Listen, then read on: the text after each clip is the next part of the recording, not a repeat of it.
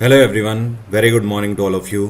आज के वीडियो में 26 मार्च 2025 के इंपॉर्टेंट करंट अफेयर कवर करेंगे। करंट अफेयर की पीडीएफ स्टैटिक जीके के साथ आप मेरे टेलीग्राम ग्रुप से डाउनलोड कर सकते हैं। टेलीग्राम का ऑफिशियल लिंक वीडियो के डिस्क्रिप्शन में दिया हुआ है। वीडियो में सबसे पहले कल के क्वेश्चन की बात करेंगे। कल मैंने आपसे बायो से क्वेश्चन पूछा था, विटामिन एंड डिसीज टॉपिक से। मेरा सवाल ये था कि घेंगा रोग जो है ये इनमें से किसकी कमी से होता है, किसी विटामिन या फिर मिनरल की कमी से होता है। तो दरअसल जो घेंगा रोग है ये आयोडीन की कमी से होता है। किसी भी मनुष्य के शरीर में जब आयोडीन की कमी हो जाती है तो उसकी गर्दन में स्थित जो थायराइड ग्लैंड है, ये ग्लैंड जो है ये बढ़ने लगती है, इसका आकार बढ़ने लगता है, या फिर आप ये भी बोल सकते हो ये धीमे धीमे स्वेल होने लगती है, इसमें सूजन आने लगती है, और जिसकी वजह से एक टाइम के बाद अलग से ये शरीर में गर्दन पे बढ़ती हुई दिखाई देती है। एक बड़ी हुई गांठ के रूप में आपको ये दिखाई देती है। इसी को घेंगा रोग बोला जाता है। और घेंगा जो है इसके लिए भारत सरकार ने करीब 20 से 25 साल पहले एक बहुत बड़ा कैंपेन भी चलाया था पूरे भारत भर में। भारत में बहुत सारे घेंगा के केसेस देखने को मिलते थे, लेकिन आज की डेट में घेंगा से हम पूरे तरीके से निजात पा चुके हैं। और उसके बाद भारत सरकार ने मुहिम चलाई कि भारत में जितने भी नमक कंपनी हैं वो सब जो भी नमक प्रोड्यूस करेंगे उसमें आयोडीन ज़रूर डालेंगे। इसी तरीके से आपसे क्वेश्चन पूछता है आयरन की कमी से कौन सी डिसीज होती है, तो आपको ध्यान रखना है एनीमिया नाम की डिसीज होती है। आयरन की कमी से पूरी बॉडी में वीकनेस होती है। कैल्शियम की कमी से दांतों का जो ठोसपन है वो खत्म होने लगता है। कैल्शियम की कमी से नाखूनों में भी गिरावट देखने को मिलती है। तो अल्टीमेटली जो आपके नाखून हो गए या फिर आपके जो दांत हो गए, ये कैल्शियम से ही इनमें पोटेंशियल आता है और स्ट्रेंथ आती है। या फिर बोन्स की अगर बात करें तो बोन्स भी आपकी स्ट्रेंथ रखती हैं कैल्शियम की ही वजह से। विटामिन ए की कमी से कौन सा रोग होता है, तो इसको बोलते हैं नाइट ब्लाइंडनेस, आंखों का अंधापन हो जाता है विटामिन ए की कमी से। एप्पल में विटामिन ए अच्छी मात्रा में पाया जाता है। तो जिन्होंने भी आयोडीन आंसर किया था उन सभी का आंसर सही है। आप किसी भी तरीके के स्टैटिक जीके के क्वेश्चन में अगर इसी तरीके से फंसते हैं तो आप मेरी स्टैटिक जीके की इस किताब को अमेजोन से ऑर्डर करके आज ही अपने घर मंगा सकते हैं। आप क्लियरली यहाँ पे देख सकते हो मेरी किताबों में 5 स्टार रेटिंग अमेजोन पर है। तो इसकी मदद से हज़ारों सिलेक्शन हो चुके हैं। अब आने वाले समय में 2025 के लिए अगर स्टैटिक जीके आपके लिए समस्या है तो उसके लिए रामबाण है। मैंने 2 किताबें स्टैटिक जीके की लॉन्च करी हुई हैं। पहली, जिसको बहुत ज़्यादा प्यार आप लोगों ने दिया है, ये जो किताब है ये आपकी 81 टॉपिक करती है कवर टेबल के फॉर्मेट में, मतलब ईच एंड एवरीथिंग। इसके बाद अभी हाल फिलहाल में ही 2 महीने पहले मैंने ये भी किताब लॉन्च करी हुई है। ये स्टैटिक जीके की क्वेश्चन बैंक है, मतलब पिछले कई सालों में स्टैटिक जीके से कहाँ से कितने कितने क्वेश्चन पूछे गए हैं, किस एग्जाम में पूछे गए हैं, वो सभी मैंने यहाँ पर दिए हुए हैं। और साथ में कुछ नए क्वेश्चंस भी डाले हुए हैं टीसीएस पैटर्न पर आधारित। करीब यहाँ पर 4600 से ज़्यादा स्टैटिक जीके के क्वेश्चन हैं सॉल्यूशन के साथ। सभी किताबों के लिंक वीडियो के डिस्क्रिप्शन में है। अब शुरू करते हैं आज के करंट अफेयर। हाल ही में भारत सरकार की तरफ से फैसला लिया गया है कि आने वाले 1 अप्रैल से भारत सरकार प्याज के निर्यात में ड्यूटी की कितने प्रतिशत घटोतरी करेगी। तो कहने का मतलब यह है कि प्याज एक्सपोर्ट करने पर अभी तक जितना भी एक्सपोर्ट ड्यूटी लगती थी, निर्यात शुल्क लगता था, उसमें ओवरऑल भारत सरकार ने 20% की घटोतरी कर दी है। तो यह अप्लाई हो जाएगा आने वाले 1 अप्रैल से। अब देखिए इसका सीधा सा मतलब क्या है। मतलब यह है कि अगर निर्यात शुल्क हटा लिया है तो भारत सरकार ये चाहती है कि अब जो भारत के कृषि में ऐसे लोग हैं जो कि प्याज का उत्पादन करते हैं, अब वो प्याज दूसरे देशों में बेच सकते हैं। लेकिन कई बार ऐसा होता है कि जब भारत सरकार चाहती है कि नहीं, देश में ही प्याज की कमी हो रही है अभी हम ही लोगों के लिए, तो जब तक हम लोगों के लिए कमी होगी किसी भी एग्रीकल्चर की तो हम उसे बेच तो पाएंगे नहीं। तो ऐसे में केंद्र सरकार क्या करती है, उसके ऊपर एक्सपोर्ट ड्यूटी बढ़ा देती है। तो इस रीज़न की वजह से अपने आप उसकी जो खपत है वो दूसरे देशों में कम हो जाती है। तो अभी इसका सीधा सा रीज़न ये है कि अगर 20% हटा लिया है तो इस टाइम पर प्याज की पैदावार अच्छी है। वरना अगर आपको बताऊं तो 2023 के आखिर से लेकर 2024 के पहले क्वार्टर तक कुछ महीनों के लिए केंद्र सरकार की तरफ से एक्सपोर्ट पूरे तरीके से बैन कर दिया गया था। उस टाइम पर प्याज की पैदावार काफ़ी कम हो गई थी। वर्ल्ड ट्यूबरक्लोसिस डे कौन से दिन मनाया जाता है, तो ट्यूबरक्लोसिस डे हर साल मनाया जाता है 24 मार्च को। कौन सा दिन है ये, 24 मार्च। यहाँ पर मैं माफ़ी चाहता हूँ, 24 मार्च किसी भी ऑप्शन में नहीं है, बट 24 मार्च को मनाया जाता है, आप ध्यान रखिएगा। और 2025 की इस बार की थीम रही yes we can end TB, commit invest and deliver, क्या आप जानते हैं भारत सरकार ने पिछले 4 सालों से मुहिम चला रखी है कि टीबी से पूरे भारत को मुक्त करना है। तो टीबी एलिमिनेशन के लिए कौन से ईयर का टारगेट लेकर चल रही है केंद्र सरकार? साल 2025 का। मतलब इस साल के आखिर तक टीबी मुक्त बनाना चाहती है भारत सरकार पूरे देश को। इसी तरीके से एक क्वेश्चन आपसे ये भी पूछा जा सकता है कि ये कौन सा ईयर है जिस ईयर तक भारत सरकार पूरे तरीके से डेवलप्ड कंट्री बनना चाहती है? तो आपको ध्यान रखना है साल 2047 तक का टारगेट हम लेकर चल रहे हैं कि तब हम विकसित देश बन जाएंगे। और इसी तरीके से एक और क्वेश्चन पूछा जाएगा कि भारत सरकार कौन से ईयर का टारगेट लेकर चल रही है नेट जीरो कंट्री बनने के लिए? नेट जीरो का मतलब 0% पॉल्यूशन हो भारत में। तो इसके लिए 2070 तक का टारगेट लेकर चला जा रहा है। बैंक ऑफ अमेरिका का जो इंडिया वाला रीजन है, इसके लिए हेड के रूप में किसको अपॉइंट किया गया है? देखिए, बैंक ऑफ अमेरिका तो वैसे अमेरिकी बैंक है, ठीक है, और इसकी स्थापना 1998 में करी गई थी। लेकिन बैंक कई बार दूसरे देशों में भी तो जाके एक्सपेंशन करते हैं ना, तो बैंक ऑफ अमेरिका भारत में भी है। तो इंडिया वाला जो इसका विंग है, इसके लिए हेड के रूप में अपॉइंट किए गए हैं विक्रम साहू। विक्रम साहू अभी तक बैंक ऑफ अमेरिका में अमेरिका वाले रीजन में ही कार्यरत हैं, लेकिन अगले 2 महीने के बाद ये आकर यहाँ पे कार्यभार संभालेंगे और ये सक्सीड करेंगे जिनको, उनका नाम है काकू नखाते। क्या नाम है? काकू नखाते। ये बैंक ऑफ अमेरिका की तरफ से इंडिया रीजन में पिछले 15 सालों से सीईओ की पोस्ट पर है। तो अब इनका रिटायरमेंट आ गया है नखाते का, और इनकी जगह पर विक्रम साहू आ जाएंगे। वैसे बैंक ऑफ अमेरिका जो है, इसका हेडक्वार्टर क्या है? तो ये है न्यू कैलिस, और 1998 में इसकी स्थापना करी गई थी।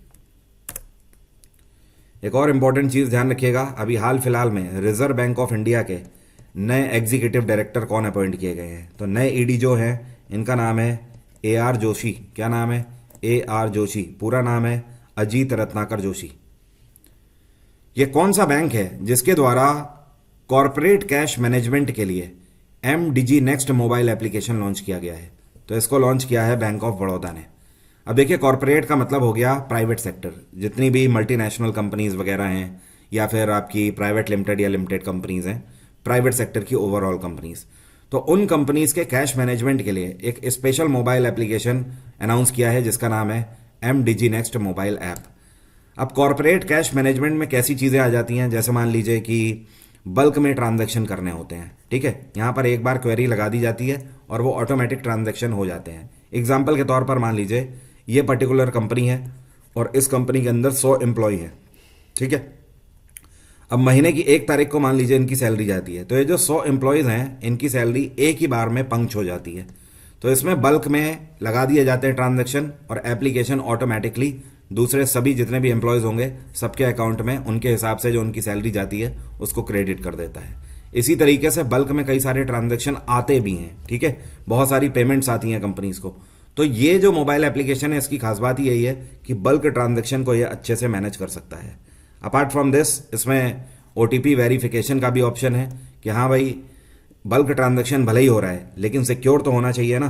तो जो भी इसके लिए पर्सन अपॉइंट किया जाता है, वैसे तो ज़्यादातर कंपनीज में इस काम के लिए HR को अपॉइंट किया जाता है, ठीक है, HR और साथ में अकाउंटेंट दोनों ज्वाइंटली होते हैं इसमें।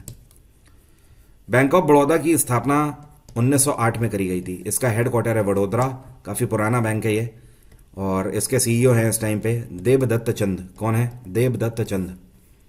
स्टेट बैंक ऑफ इंडिया 1955 और मुंबई हेडक्वार्टर है। ICICI बैंक 1994, इसका हेडक्वार्टर वडोदरा है, और एक्सिस बैंक की स्थापना 1993 में करी गई, इसका भी हेडक्वार्टर मुंबई है।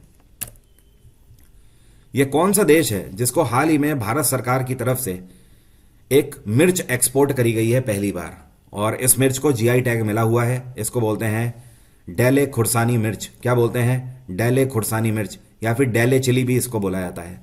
वैसे भारत में जिस रीजन की ये मिर्च है, उस रीजन में इसको दाले खुरसानी मिर्च भी बोला जाता है। इस मिर्च की खास बात यह है कि ये बहुत ही ज़्यादा तीखी होती है ये, ठीक है। और भारत का कौन सा राज्य है? तो ये है सिक्किम राज्य। सिक्किम में ये मिर्च उगाई जाती है और बहुत ही तीखी मिर्च है। इसको फायर बॉल चिली के नाम से भी जाना जाता है। इस मिर्च में एक और ख़ास बात है, इसमें पकाने का तो स्वाद अपना एक अलग ही है, मतलब खाने के पर्पज़ से तो इसको यूज़ किया ही जाता है, साथ में आयुर्वेदिक पर्पज़ से भी इसका यूज़ है। इस मिर्च के अंदर विटामिन A, C और E तीनों प्रचुर मात्रा में पाए जाते हैं। अपार्ट फ्रॉम दिस पोटेशियम की भी अच्छी मात्रा इस मिर्च में पाई जाती है। तो ये है Solomon island countries. Solomon island में पहली बार इसकी डिमांड हुई और भारत सरकार ने इसका पहला कंसाइनमेंट भेजा हुआ है। जिन लोगों को सोलोमन आइलैंड नहीं पता है तो आपको दिखा देता हूँ। यह है वर्ल्ड मैप। यह आपको हमारा देश दिखाई दे रहा है, भारत। तो आप भारत से जब आएंगे इधर साउथ ईस्ट की तरफ तो म्यांमार, थाईलैंड, वियतनाम, मलेशिया, ये पूरा इंडोनेशिया रीजन हो गया। और आगे आते जाइए, ये आपको ऑस्ट्रेलिया मिलेगा, उसके आगे पपुआ न्यू गिनी, और उसके भी आगे जब प्रशांत महासागर में जाएंगे तो ये जो छोटे छोटे डॉट डॉट कंट्रीज आपको दिखाई दे रहे हैं ना, ये सभी सोलोमन आइलैंड कंट्रीज हैं। ठीक है, तो एक तरीके से आप बोल सकते हो जापान और ऑस्ट्रेलिया के भी आगे, ये ऊपर आपको जापान दिख रहा है, ये ऑस्ट्रेलिया दिख रहा है, इसके आगे प्रशांत महासागर ही है केवल। तो इसके भी आगे कुछ बस कंट्रीज रह जाते हैं, सोलोमन आइलैंड कंट्रीज। ये कौन सी राज्य सरकार है जिसने हाल ही में एक प्लान लॉन्च किया है कि ये गंगा नदी और शारदा नदी दोनों के जो कॉरिडोर्स हैं इनको डेवलप करेंगे ताकि यहाँ पर पर्यटन का बढ़ावा हो सके। तो ये है उत्तराखंड सरकार। उत्तराखंड सरकार ने फैसला लिया है कि आने वाले समय में उत्तराखंड में गंगा जहाँ जहाँ पर भी बह रही हैं, तो गंगा से बहने वाले जो शहर हैं, ठीक है, गंगा जिन शहरों से होकर बह रही है उन शहरों में गंगा के से जुड़े हुए जितने भी घाट हैं उनको डेवलप किया जाएगा टूरिज्म पर्पस के आधार पर। और शारदा नदी के साथ भी यही किया जाएगा। साथ में जितने भी घाट होंगे गंगा और शारदा नदी के, सभी को प्लास्टिक फ्री भी किया जाएगा, ठीक है, ताकि पर्यटन यहाँ पर ज़्यादा से ज़्यादा बढ़ सके। और उत्तराखंड में बीजेपी की सरकार है, यहाँ के मुख्यमंत्री हैं पुष्कर सिंह धामी। कौन है? पुष्कर सिंह धामी। और गवर्नर है यहाँ के गुरमीत सिंह। पहले ऐसे एथलीट खेलो इंडिया पैरा गेम्स 2025 में कौन बन गए हैं जिन्होंने नेशनल पावर लिफ्टिंग का रिकॉर्ड तोड़ दिया है? तो जो आपको पिक्चर में दिख रही हैं ये है पंजाब की जसप्रीत कौर, और इन्होंने अपना ही नेशनल रिकॉर्ड ब्रेक कर दिया है। इससे पहले जसप्रीत कौर का वेट लिफ्टिंग में रिकॉर्ड था 100 kg का, 100 kg का, ठीक है, इन्होंने 100 kg भार एक बार में उठाया था, लेकिन इस बार अपना ही रिकॉर्ड तोड़ दिया 101 किलो भार उठाकर। और इस बार जो इनकी कैटेगरी थी ये 45 kg वेट कैटेगरी थी। 31 साल इनकी उम्र है और पैरा खिलाड़ी हैं। ध्यान रखिए, इस बार खेलो इंडिया पैरा गेम्स जो हैं ये 20 मार्च को चालू हुए हैं और 27 मार्च तक ये खेले जाएंगे। कहाँ पर? दिल्ली में जवाहरलाल नेहरू स्टेडियम में इनका आयोजन हो रहा है। तो जसप्रीत कौर इस बार रही नंबर 1 पे, इन्होंने गोल्ड जीत लिया है। अब दूसरी चीज़, इस बार वेट लिफ्टिंग में सेकंड नंबर पे कौन रही? तो ये हैं सोनम पाटिल। यहाँ पर मैं इनका नाम लिख देता हूँ, सोनम पाटिल। इन्होंने सिल्वर जीता है। और तीसरे नंबर पे जो रही हैं इनका नाम है कवि प्रिया राजा। क्या नाम है? कवि प्रिया राजा। तो ये गोल्ड, सिल्वर और ब्रोंज हो गए। एक और डेटा आप ध्यान रखिए, अभी तक के खेलो इंडिया पैरा गेम्स 2025 में इस बार टोटल 113 गोल्ड मेडल जीते जा चुके हैं। और 113 गोल्ड में से सबसे ज़्यादा गोल्ड जीतने वाला स्टेट है तमिलनाडु। 22 गोल्ड जीते हैं तमिलनाडु ने। और दूसरे नंबर पे जो राज्य है यह है हरियाणा। हरियाणा ने 18 गोल्ड जीते हैं। और तीसरे नंबर पे उत्तर प्रदेश और राजस्थान तीनों जॉइंटली हैं। उत्तर प्रदेश और राजस्थान ने 13-13 गोल्ड मेडल अलग अलग जीते हैं। यह कौन से राज्य की विधानसभा है जिसने हाल ही में डिसाइड किया है कि यह केंद्र सरकार का ऑर्गन ट्रांसप्लांटेशन का जो सेंट्रल एक्ट है इसको अप्लाई करेंगे राज्य भर में? तो यह है तेलंगाना सरकार। वैसे तो तेलंगाना में कांग्रेस की सरकार है और यहाँ के मुख्यमंत्री हैं ए रेवंत रेड्डी। अभी 2 साल पहले इनकी सरकार आई है यहाँ पर। और ये जो केंद्र सरकार की तरफ से एक एक्ट चलाया जाता है जिसका नाम है ऑर्गन ट्रांसप्लांटेशन रेगुलेटिंग एक्ट, ये आया था 1994 में, ठीक है, और उस टाइम पर भी कांग्रेस की सरकार थी। तो इन्होंने अब इसको अप्लाई कर दिया है। अब इसकी मदद से देखिए क्या होता है कि पूरे राज्य के अंदर राज्य सरकार का अपना एक डेटाबेस सर्वर होगा स्पेशली इस चीज़ को लेकर कि कितने ऐसे स्ट्रक्चर हैं या फिर इंफ्रास्ट्रक्चर हैं जहां पर ऑर्गन ट्रांसप्लांटेशन की डीलिंग हो रही है, ठीक है। साथ में इसी के जरिए उन सारी हरकतों को भी पकड़ने में आसानी होती है। जो लोग ड्रग पेडलिंग इसको लेकर कर रहे हैं, जैसे ऑर्गन्स के अंदर ड्रग छुपा कर ले जाते हैं या फिर ऑर्गन्स की तस्करी करते हैं, ठीक है, तो उनको भी पकड़ने में आसानी होगी। और साथ में तीसरा एक सबसे बड़ा फायदा तो होता ही है कि दूसरे राज्य से और दूसरे राज्यों के बीच में, मतलब हर राज्य आपस में इसमें कनेक्टेड होता है और किसी राज्य में किसी व्यक्ति को ऑर्गन की ज़रूरत होती है तो एक ही बार में डेटाबेस सर्वर में जो सारी रिक्वायरमेंट है वो सर्कुलेट हो जाती है। तो कहने का मतलब यह है कि इसकी वजह से सेंट्रलाइज सर्वर की वजह से जल्दी ऑर्गन मिल जाता है। तेलंगाना के गवर्नर हैं जिष्णुदेव वर्मा। कौन है? जिष्णुदेव वर्मा। हाल ही में ये कौन है जिनको जीएसएमए के चेयरपर्सन के रूप में अपॉइंट किया गया है? जीएसएमए जिसको बोलते हैं global system for mobile communication association. आपको बता दूं पूरे दुनिया में ये एक ऐसी ऑर्गेनाइजेशन है जो कि दुनिया भर के टेली कम्युनिकेशन को लीड करती है और मॉनिटरिंग करती है। टेली कम्युनिकेशन का मतलब ये हो गया कि आप ये जो मोबाइल पे बात कर पा रहे हो ना, ये जस्ट बिकॉज ऑफ जीएसएमए ही आप कर पा रहे हो। Global system for mobile communication और एसोसिएशन के अंतर्गत दुनिया भर के देशों से 1100 कंपनीज आती हैं और ये सभी आईएसपी कंपनीज हैं, मतलब इंटरनेट सर्विस प्रोवाइडर कंपनीज हैं, जैसे कि एयरटेल हो गई, वोडाफोन हो गई, ये सब। तो इसके नए चेयरपर्सन अपॉइंट किए गए हैं गोपाल विट्ठल। और गोपाल विट्ठल कौन है? ये एयरटेल के चेयरपर्सन हैं, काफ़ी टाइम से एयरटेल के चेयरपर्सन हैं। इस साल इनका कार्यभार खत्म हो रहा था, लेकिन अगले 3 सालों के लिए फिर से बढ़ा दिया गया है। एयरटेल की स्थापना सन 1995 में करी गई थी। इसका हेडक्वार्टर है नई दिल्ली। और एक और बात ध्यान रखिए, गोपाल विट्ठल दूसरे ऐसे भारतीय हैं जो कि जीएसएमए के चेयरपर्सन अपॉइंट किए गए हैं। पहले कौन है? तो पहले हैं सुनील मित्तल।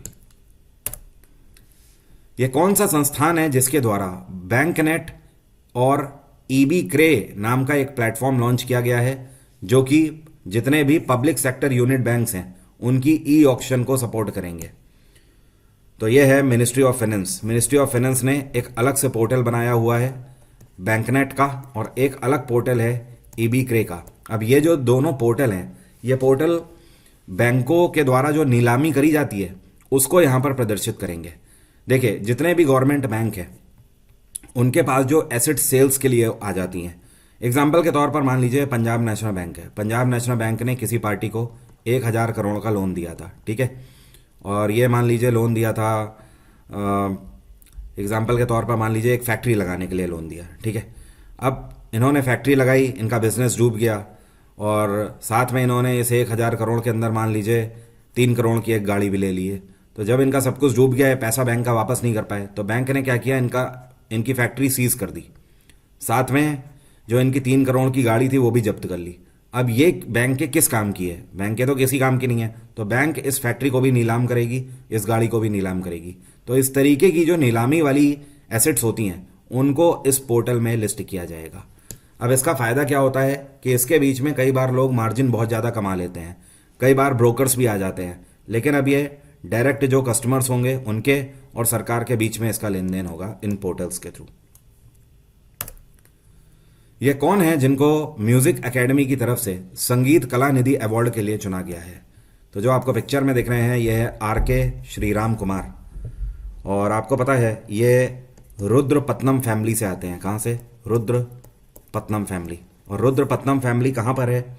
तो रुद्रपत्नम कावेरी नदी के किनारे, कर्नाटक में कावेरी नदी जो बहती है उसके किनारे पर बसा हुआ एक गांव है, विलेज है। और आपको जानकर अचंभा होगा, ये एक ऐसा गांव है, छोटा सा गांव है, और इसके हर एक घर से बहुत ही प्रसिद्ध संगीतज्ञ निकले हुए हैं। उन्हीं में से एक हैं आरके श्रीराम कुमार। क्योंकि इस गांव के हर एक घर से म्यूजिशियन है, इस वजह से ही जो भी इस गांव से निकलते हैं म्यूजिशियन, उनके नाम के आगे आर लग जाता है। यहाँ पर आरके श्रीराम कुमार के नाम में आर का मतलब क्या है? रुद्रपत्नम, मतलब ये गांव को रिप्रेजेंट कर रहे हैं। और इस बार लीजेंडरी म्यूजिक कंपोजर मुत्थु स्वामी दीक्षितार की 250वीं बर्थ एनिवर्सरी मनाई जा रही है। उसी के उपलक्ष्य में इनको संगीत कला निधि पुरस्कार से सम्मानित किया जाएगा। खैर, इस बार का जो 99th एनुअल कॉन्फ्रेंस है म्यूजिक एकेडमी की, ये आयोजित करी जाएगी 15 दिसंबर से लेकर 1 जनवरी 2026 तक। तो उसी में इनको सम्मानित किया जाएगा। ये कौन सा स्मॉल फाइनेंस बैंक है जिसने 2 आईपीएल टीमों के साथ पैक्ट साइन किया है? तो चेन्नई सुपर किंग और गुजरात टाइटंस, इन दोनों के साथ। तो ये है इक्विटास स्मॉल फाइनेंस बैंक। और अगर बात करें क्या पहले भी ये एग्रीमेंट था? जी हाँ, पहले से भी था। इक्विटास स्मॉल फाइनेंस बैंक जो है ये ऑफिशियल बैंकिंग पार्टनर है चेन्नई सुपर किंग्स का, और इनका पिछले 6 साल से है। और गुजरात टाइटंस की अगर बात करें तो इनका पिछले 3 साल से है ऑफिशियल बैंकिंग पार्टनर। अब इस सीजन के लिए भी इन्होंने पैक्ट साइन कर लिया है। इस पूरे सीजन में आप चेन्नई सुपर किंग का जो हेलमेट देखेंगे, इस हेलमेट में साइड में इक्विटास बैंक की यहाँ पर लोगो आपको देखने को मिलेगी, मार्केटिंग लोगो।